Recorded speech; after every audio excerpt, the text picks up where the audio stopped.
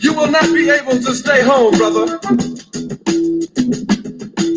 You will not be able to plug in, turn on, and cop out. You will not be able to lose yourself on Skag and skip out for beer during commercials because the revolution will not be televised. The revolution will not be brought to you by Xerox in 4 parts without commercial interruptions.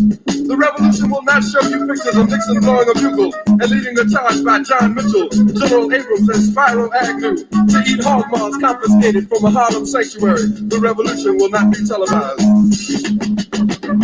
The revolution will not be brought to you by the Schaefer Award Theater and will not star Natalie Woods and Steve McQueen or Bullwinkle and Julia. The revolution will not give your mouth sex appeal. The revolution will not get rid of the nub. The revolution will not make you look 5 pounds thinner because the revolution will not be televised, brother.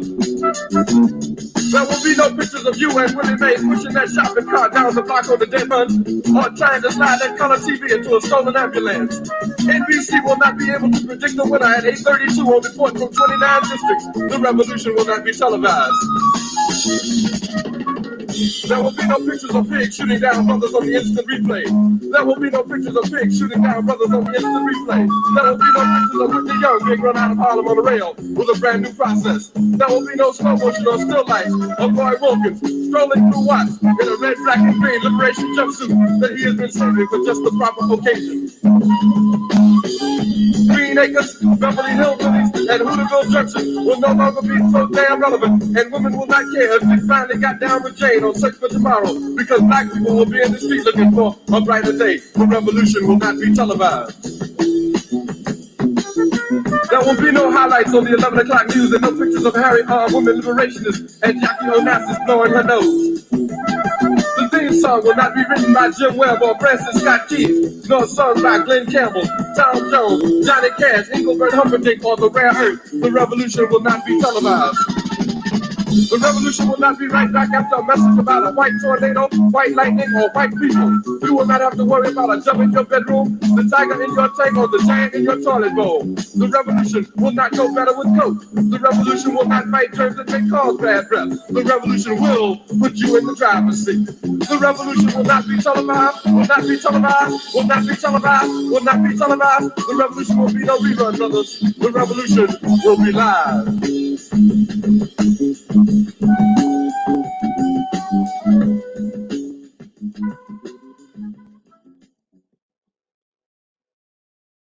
Poem here says, comment number 1. Comment number 2 was dynamite, but comment number 1 was the one that we decided to use here this evening because it makes a comment, if you listen closely, on what is now being advertised in He's taught them as the Rainbow Conspiracy, a combination of the Students for a Democratic Society, the Black Panthers, and the Young Lords. And this is my particular comment about that conspiracy. Comment number one.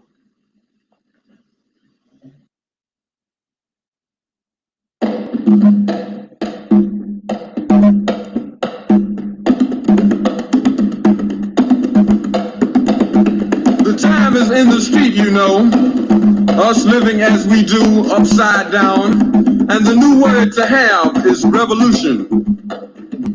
People don't even want to hear the preacher spill or spiel because God's whole card has been thoroughly peeped, and America is now blood and tears instead of milk and honey. The youngsters who were programmed to continue fucking up woke up one night digging Paul Revere and Nat Turner as the good guys. America stripped for bed and we had not all yet closed our eyes.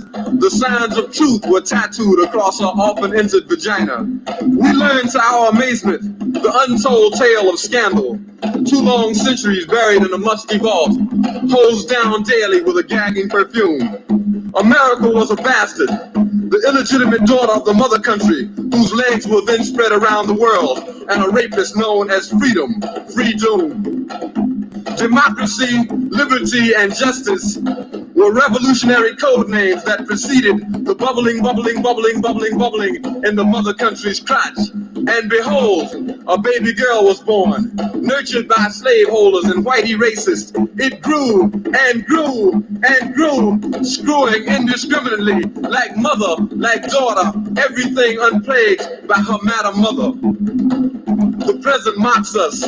Good black people with keen memories set fire to the bastards who ask us in a whisper to melt and integrate. Young, very young, teeny bopping, revolts on weekend young, dig by proxy what a mental ass kicking they receive through institutionalized everything and vomit up slogans to stay out of Vietnam.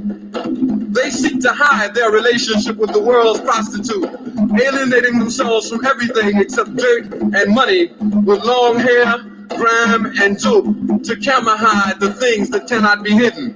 They become runaway children to walk the streets downtown with everyday black people, sitting on the curb crying because we know that they will go back home with a clear conscience and a college degree. The irony of it all, of course, is when a pale-faced SDS motherfucker dares look hurt when I tell him to go find his own revolution. He wonders why I tell him that America's revolution will not be the melting pot, but the toilet bowl.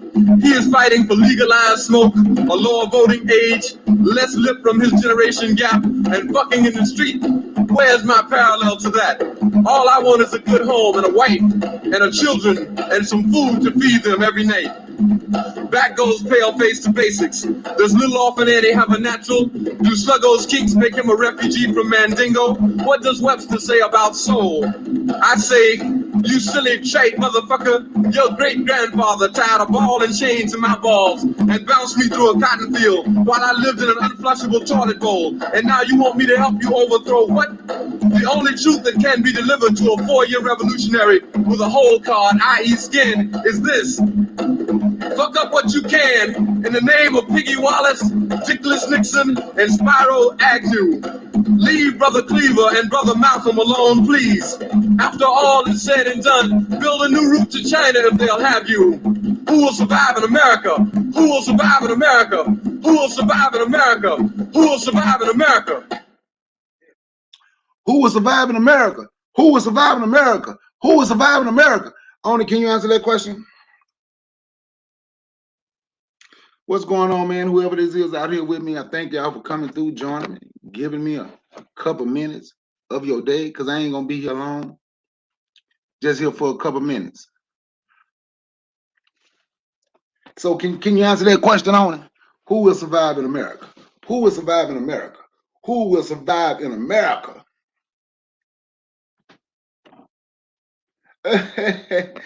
Oh, the Black American. So, okay, not the American. The Black American won't survive on it. You wrong for that, man. You wrong for telling the Black American he ain't gonna survive. You is wrong for that.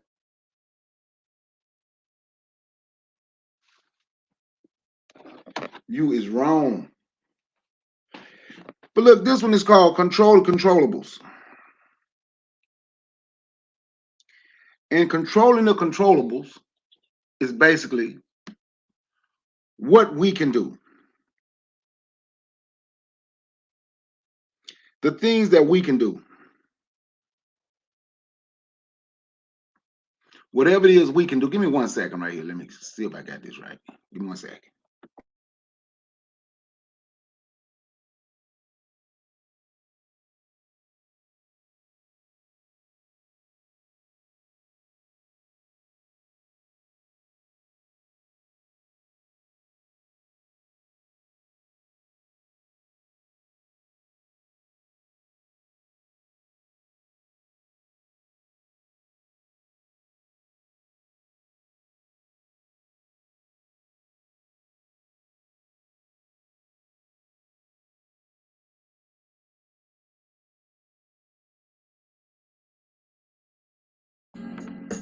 Okay, I'm back. I'm back. Can y'all hear me? I'm back. I had to get some stuff straight.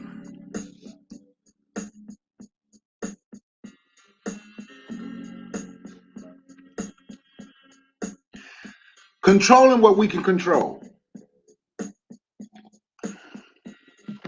And if you go back and you go through our matrons reading of Carlos Cooks, right? That's basically what he was saying.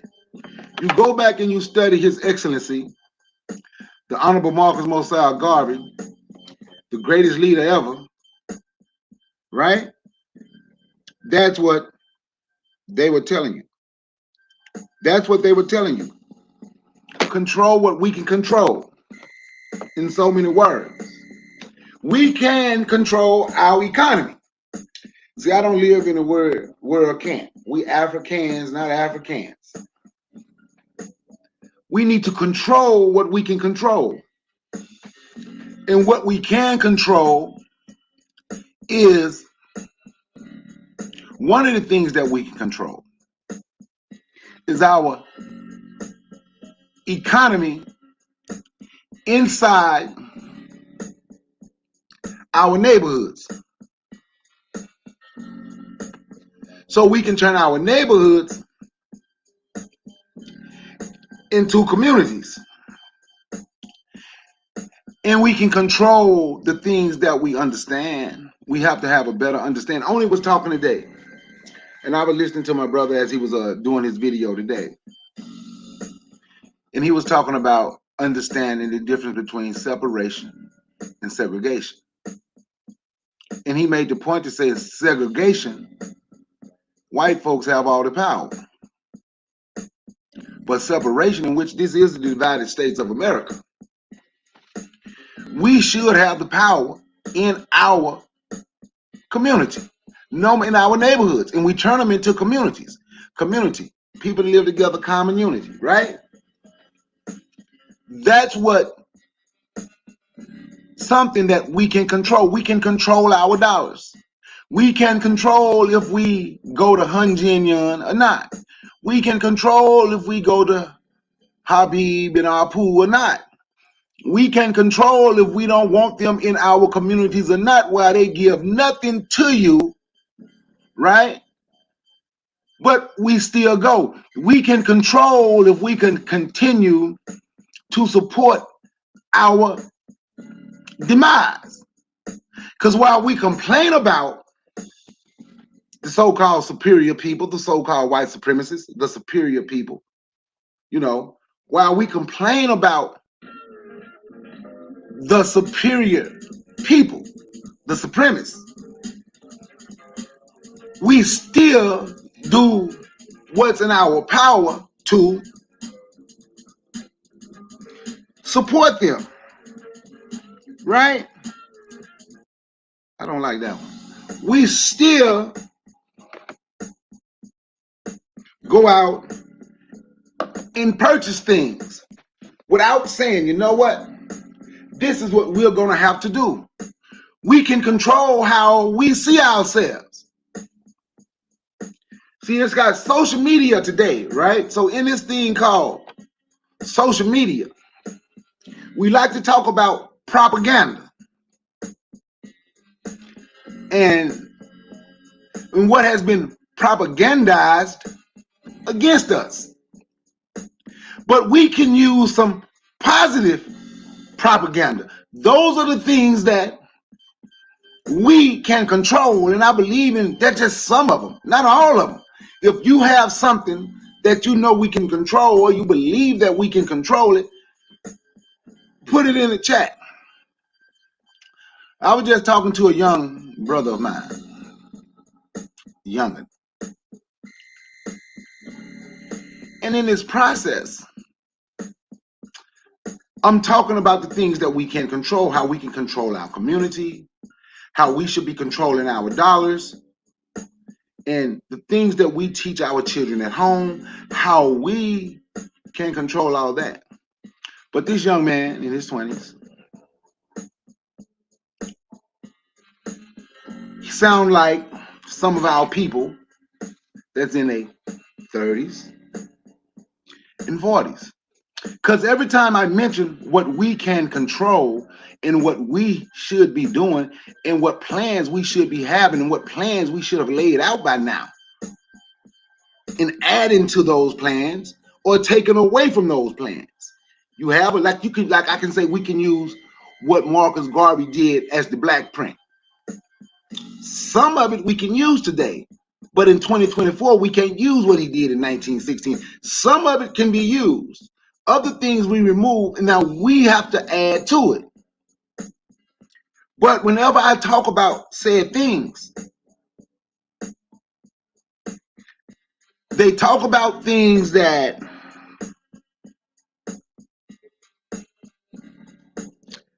the other people is going to do. So I went on into my military mind, and I said, you know what, when I was in the military,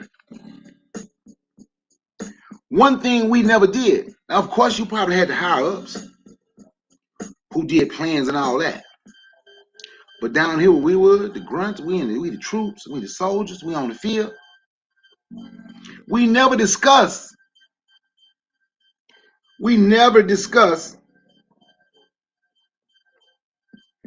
what other people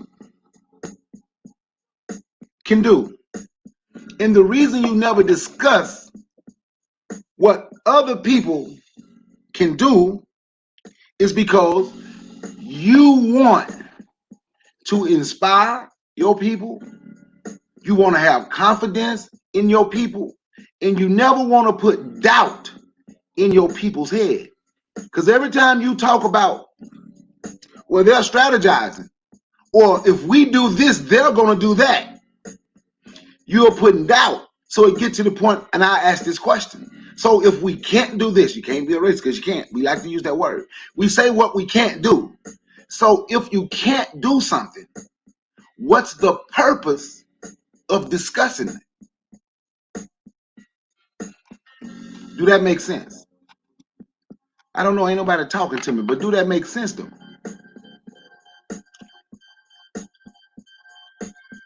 What I say we can control, and what I believe we can control, and what I know we can control. But we have to organize. We can control the economy in our neighborhoods. We can control what we teach our children. I had this discussion with the brother on the pro-black perspective this morning too. We can control what we teach our children at home.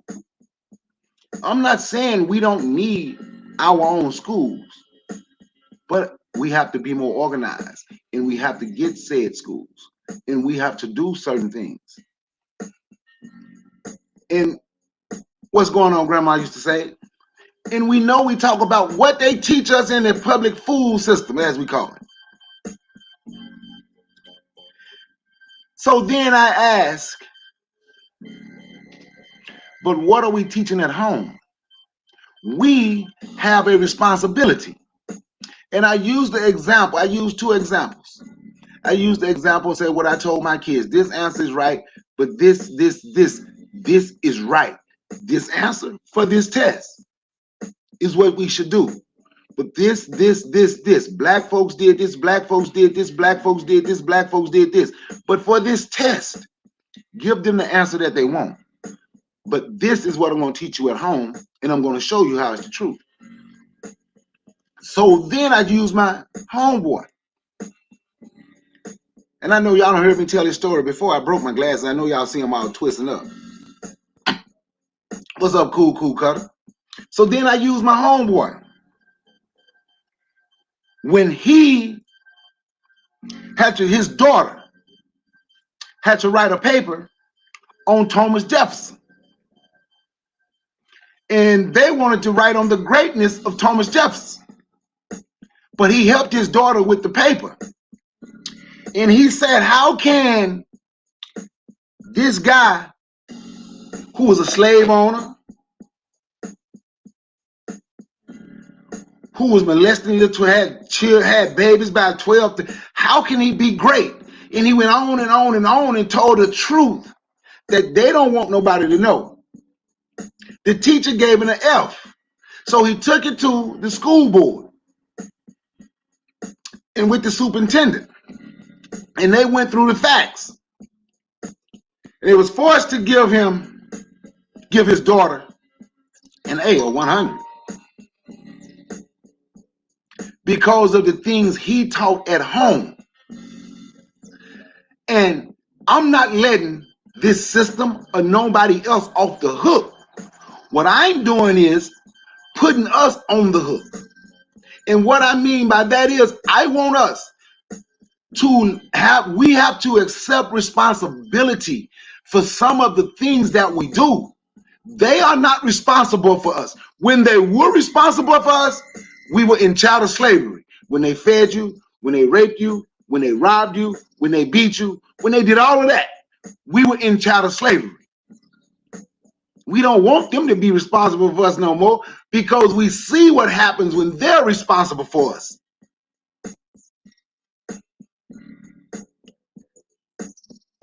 And this is what I mean by when I say control the controllables. What can we control? We can control the things that is taught in our household. We can control how and where we spend our money. We can control. I'm gonna ask y'all a question because people ain't talking to me today. What's going on, Cut? I don't know if I spoke forecast on it. Grandma used to say. Let me ask y'all a question. When I say we support our demise, we support things that don't support us. How many people in this chat know black people that say we're going to get some Mexican food? Can y'all answer that for me?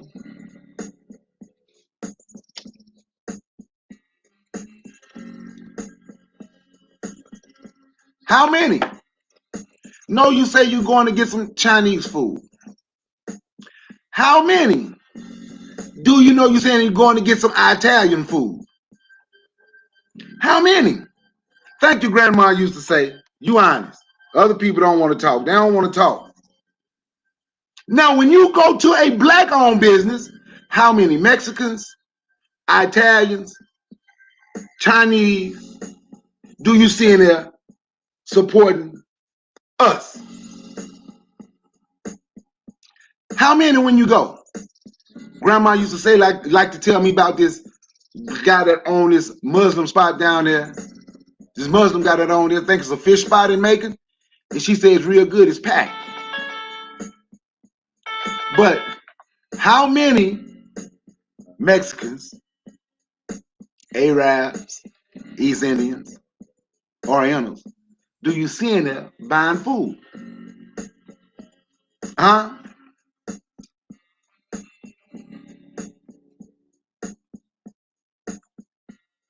How many of us do you hear us bragging on, I got the Jordans?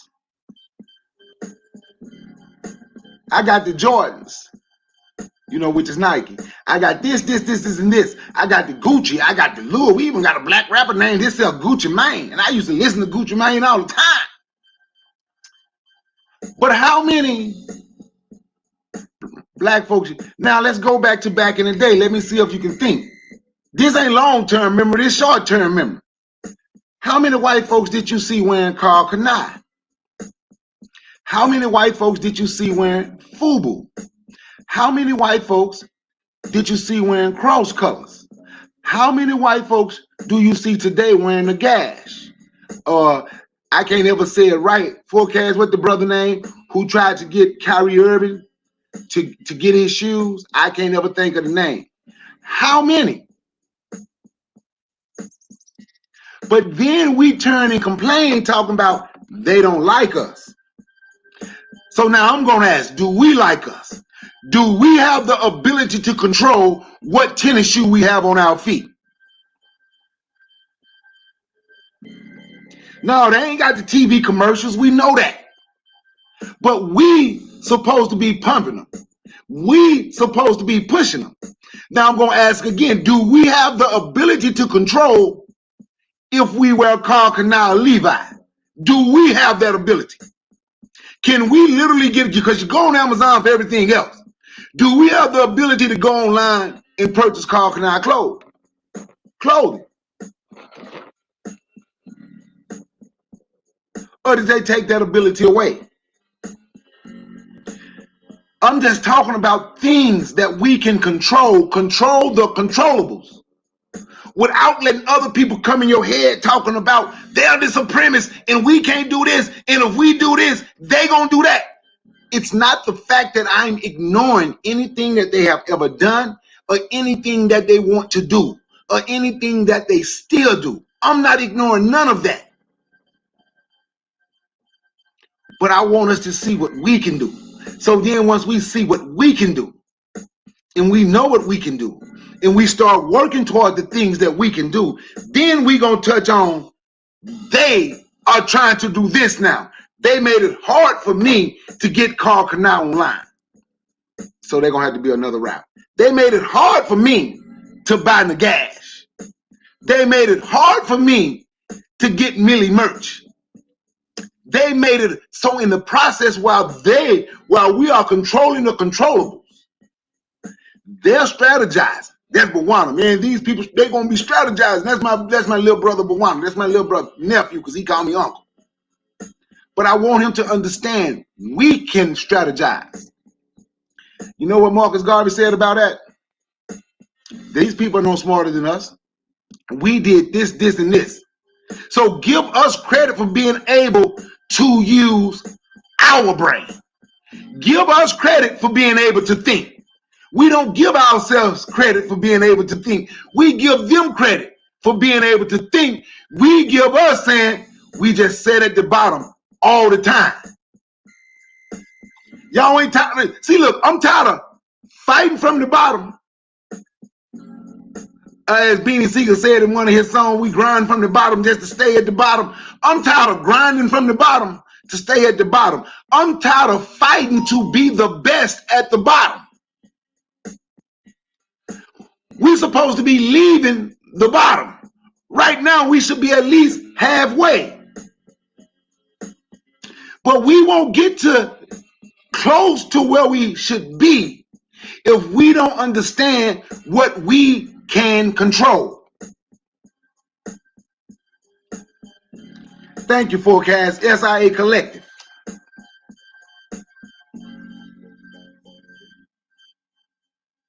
SIA Collective. I got about 15 more minutes.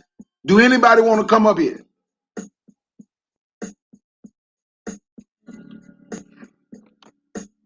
Because I told you I ain't going to be here no long time today. I just wanted to get on here and I wanted to talk about this. Only inspire. And that's what I'm trying to do now, inspire. I'm trying to inspire and build confidence. Because we lack confidence when it comes to dealing with other people. We lack that confidence. But when it comes to us, we have the confidence, but we lack confidence when it comes to other people. That's why we'll have people say, well, you know, if you support a black business,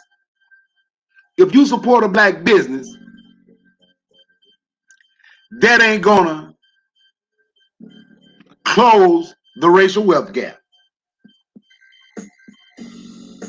And let's say hypothetically, it don't close the racial wealth gap, in which it probably won't. But if we supported one another economically, answer this question, would it help us in our situation? Huh? Would it help us in our situation? See, we are responsible for us. We are responsible for us. In whatever it is we do in our endeavors, we are. And I'm not saying, oh, we need reparations. I'm not saying they don't owe you nothing. But we need a few people on that front. But the majority of our people, in my opinion, need to be in the streets working, building up the community. We need to be in the streets working, showing how we working together. We need to be in the streets. See, I can show you at least 5 different people who I helped start business and show them how they do their business and help it set it up. Shit, I'm on Twitter now working with a young brother from Florida who does pressure wash. And he was posting his equipment. And all the FAMU people was like, let's go to him. I'm like, that's great, go to him. But I DM'd him. What I did was I said, look, man, you need to follow me. I got some stuff to tell you. He said, about what? I said, about pressure wash. I told him what he need. He ain't here. I told him what size pressure washer he need to do the job he's doing. I told him what size surface cleaner he need to do the job he's doing. I told him what chemicals. Then I gave him my email. Now, he hasn't emailed me, but I'm trying to talk to him whenever he emailed me. I'm going to tell him how to go by getting commercial contracts with stuff like Burger King, KFC, El Pollo Tropical. You get some of these gas stations. We at a point now, you might feel lowballed for some of the work that you're doing, but you're being lowballed because we know it's some people here that would do it way less than you. But you got to at least sometime, you ain't got to go all the way down to them. But I'm showing them how you make deals with these gas stations. I can do it for this price, but I need 6 gas stations for me to do it for this price. Or I need 10 gas stations to do it for this price. These are the things, in my opinion, is what we should be doing. And I'm not acting like I'm somebody's savior or anything like that. What I'm saying is the stuff I talk about, I do my best to live that way. Because I want us to understand. I want us to understand how we can change our conditioning. And changing your conditioning start with the change of the mind. Start with the change of how we see ourselves. Start with the change of when we're talking about what we're going to do, we don't always have to mention other people in what they're going to do to us. And that's not ignoring what they have done. It's not. It's about what we can do. Because newsflash, I want y'all to understand, if we're going to have businesses in this country, in this world, and they're going to be successful, a lot of these people you don't like, you're going to have to do business with them. But if they ain't doing business with us, we shouldn't be doing business with them. If they won't come to an African restaurant, a Jamaican restaurant, a soul food restaurant, why y'all going to a Mexican restaurant? Why? If they won't, this barbershop is right next to an Indian spot that open up and sell burgers and wings. People go there and buy their food. I said, how many times have They've been here to get their hair cut. They've been next to y'all 2 years, maybe 3 now. How many times have they came in this barbershop to get a haircut? One person, one time in 3 years. And that person came when they first went there. One person, one time in 3 years. I said, so why do y'all still go over there? Oh man, them wings and burgers, good. I say, so all they got to do is give you some chicken wings and fries, a hamburger and some fries, some hot dogs and some fries, and it's okay to be treated in this manner where they don't have to give you nothing, but you're willing to give them yours?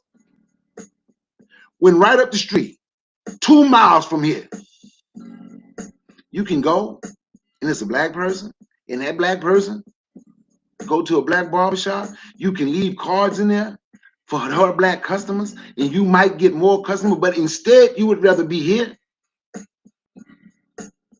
That's what Martin Luther King called wax. I think that's what he called waxing and waning in his speech. I don't know. Oh, see, what he said? He used the N-word. It wax and wane. Love to complain. We love to complain. Love to hear ourselves talk, but hate to explain. So I can explain to you why you shouldn't go there. See, think about this. I say in this world, you're going to have to do business with other people if you're going to be successful. But don't nobody have to do business with us to be successful. They know they can just come get our money, but they do business with other people. See, we talking about demand reparations. First of all, we got to demand some damn respect. Control the controllables. Control how you see you. Control how you see yourself. Control that. Anybody can just come pop up and take your money and ain't got to give you nothing.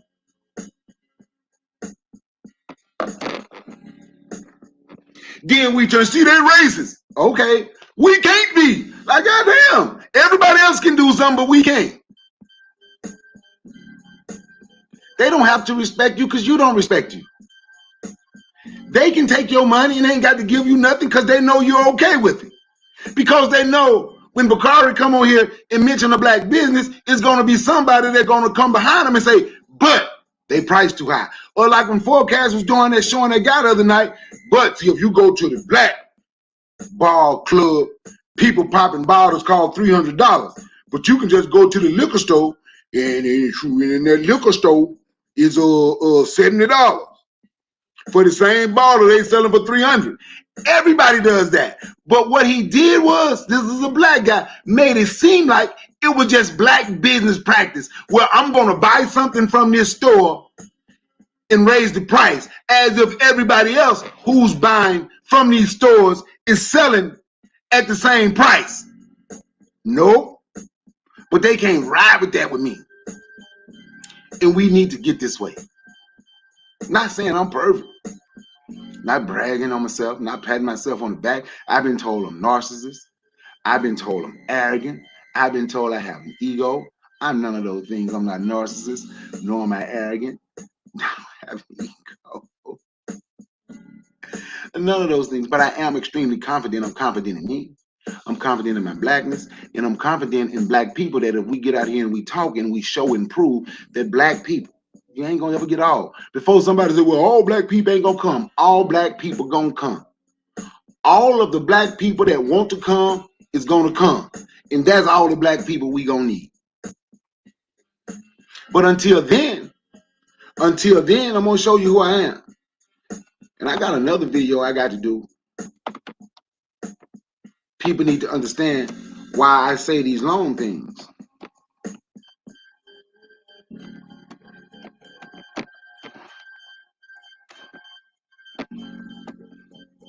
Until then, I'm Entwadi Mela. Until then, I'm Entwadi Mela. Until then, I'm Entwadi Mela. Or there's a documentary on YouTube, right? I've seen it before. It was on YouTube. It's on YouTube now. But there's a documentary on YouTube about the lone wolf, the black wolf. He was by himself, wasn't part of no pack. He'll sneak in Get him, son. Try. But the pack always ran him off. He was long, but he was smarter than them. He knew how to survive places that they couldn't. But he never fought the alpha male. This lone wolf, he was a black wolf. He never fought the alpha male to become alpha. But what it was, they was hunting an animal that was big, and they didn't know how to take it down. The lone wolf came in, showed him how to take it down, and took it down. He became the alpha male just by know-how, but he was lone. He had no pack. Every pack was running him off. People, they say they were surprised to see him survive this long by himself. But he was smart, and he waited his time. And when the right time came along, the lone wolf showed you, now I'm going to be part of the pack. Not only am I going to be part of the pack, I'm going to show y'all how to do something that y'all don't know how to do. I'm going to, while y'all don't know how to do it, I'm going to come in and I'm going to take down this damn beast because we hungry and we need to eat. But this is why I use lone things and try to mail it, the lone male of their pride. Sometimes I use Sekakama. Sekakama had one friend, Tornos. And when I asked people to join, I said, if you come join, I'll go from Sekakama to the Mapogo. But only one person came. It was on it. I was Sekakama, he was Tornos, because I whipped his ass. But that's why I say certain things, not that I'm putting myself on a pedestal. It's just, this is how I do. Not saying I'm perfect. It can be some flaws. And if there's some flaws in some things that I'm saying, flaws in things that I'm doing, it's okay if somebody tell me, well, how about if you try it this way? I'm okay with that. Well, when I'm talking about accepting responsibility, but when I'm talking about accepting responsibility, there's something that we don't. We want to get away from that. For whatever reason, we want to. And say, this is what we should do. Because we need to have a plan for when they don't give you reparations. And you need to have a plan for if they give you reparations. And the plan can be the same. Because if we start taking care of ourselves now, you get reparations, we will continue to take care of ourselves. But if we don't have a plan right now where we can control the controllables and they gave you $300,000, right now, we going to be in the same spot. We're going to be in the same spot because we didn't plan for the future. Trust me, I know. And a lot of stuff that I'm talking about is me, self-reflecting too. Some of the things I've messed up on.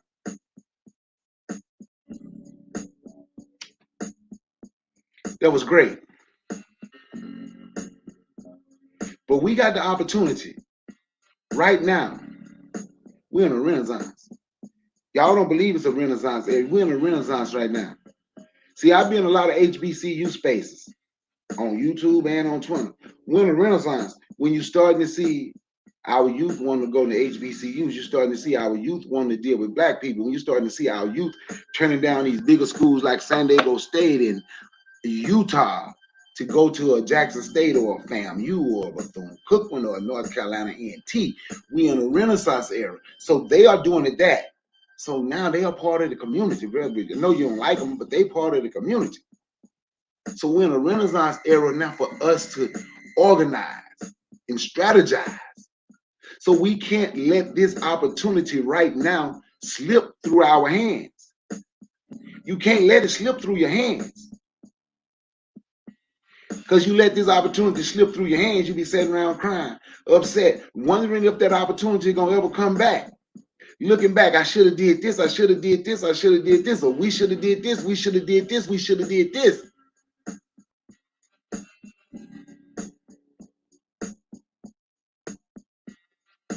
When it was already there. So now you got to work 3 times as hard because you lost what was already there. So now you got to work hard to get it back, to bring this opportunity back while this renaissance is right here, right now. It's here, right now. Control the controllables, use what we can use, get an understanding of business, get an understanding of who we are, understand how good the economy, our own economy can. We have power. See, in this country where we're considered a minority, in this country where you consider a minority,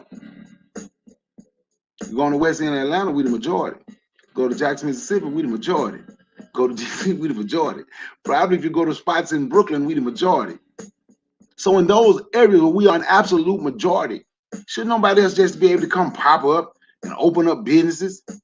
Huh? Should nobody be able to prop up and come make your money? Well, we supposed to be controlling that? Huh? Making? We the majority. Should nobody just be able to come and step up? They don't give you nothing. They don't give you nothing. But they take, take, take, take, take. And you get nothing from it. Huh? On that note, man, I thank everybody for coming through. Hope y'all understood what I'm talking about. Hope y'all can get a better understanding of me. I don't think I did no cussing today. I'm so proud of me because I'm trying to quit cussing.